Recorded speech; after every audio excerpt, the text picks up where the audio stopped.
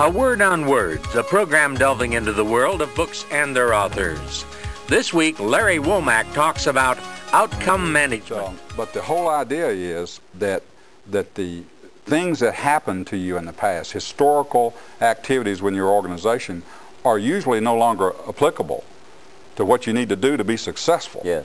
I can speak a bit about my own life, and what happened to me was that I had a reasonably successful linear career as an advertising person, a marketing consultant, and a management consultant.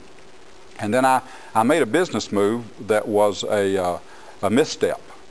And I joined an organization, and the person who I joined, he and I were oil and water, and it didn't work out.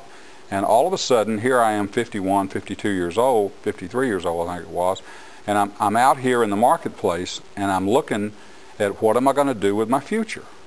And I look back and I say, well, for one thing, I have spent 75% of my career selling what I do and 25% doing it. And I said, I don't like that. That there are things that I want to do. I like to work with people.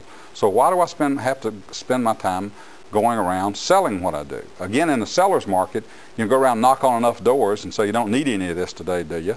And you can find business. But there are lots of bright people out there, lots of smart people out there who do what I do and do it as well as I do. And so the marketplace is getting much more complex, much more difficult for me to move forward. And I began to look, and I say, there is no future in the past.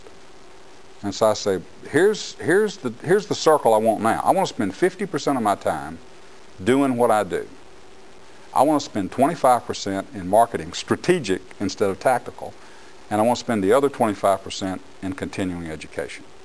That if my job is to help other people elevate their abilities to do what they do, I have to continue to elevate my ability. Now, were you able to actually segment your professional life along those lines?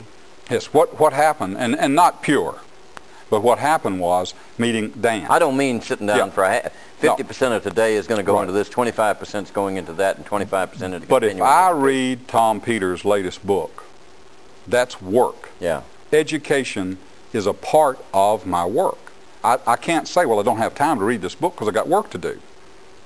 So I think that anybody in a position of leadership in a company has to make education a part of work. That's the way you begin to predict what the future has in store.